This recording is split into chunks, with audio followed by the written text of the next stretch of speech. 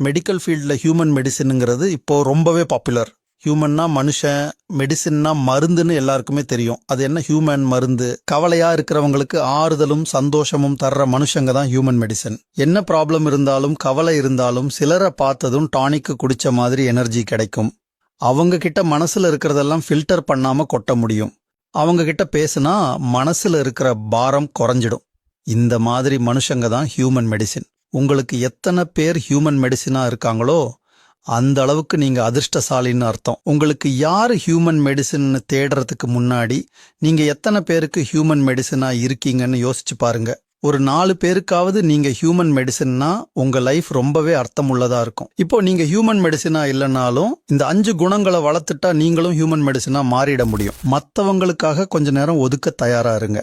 அவசர வேலை இருந்தாலும் சிச்சுவேஷனை புரிஞ்சிட்டு பேசுங்க. மத்தவங்க சொல்றத முழுசா கேளுங்க. விவாதம், விமர்சனம் எதுவும் பண்ணாதீங்க. யாரோட செயலையும் சரி அல்லது தப்புன்னு ஜட்ஜ் பண்ணாதீங்க. ஒருத்தர் சொல்ற விஷயங்களை எந்த காரணத்துக்காகவும் மத்தவங்க கிட்ட ஷேர் பண்ணாம நம்பிக்கையை காப்பாத்துங்க. எந்த ஒரு முடிவையும் நீங்க எடுக்காதீங்க. அவங்கள எடுக்க தூண்டுங்க, ஆதரவா நில்லுங்க. இந்த 5 குணங்களையும் வளர்த்துட்டா நிறைய பேருக்கு ஹியூமன் மெடிசினா இருக்க முடியும். உங்களுக்கும் நிறைய பேர் கிடைப்பாங்க. நிறைய ஹியூமன் மெடிசின் இருக்கிறவங்களுக்கு ஸ்ட்ரெஸ், டென்ஷன் நெருங்கவே நெருங்காது.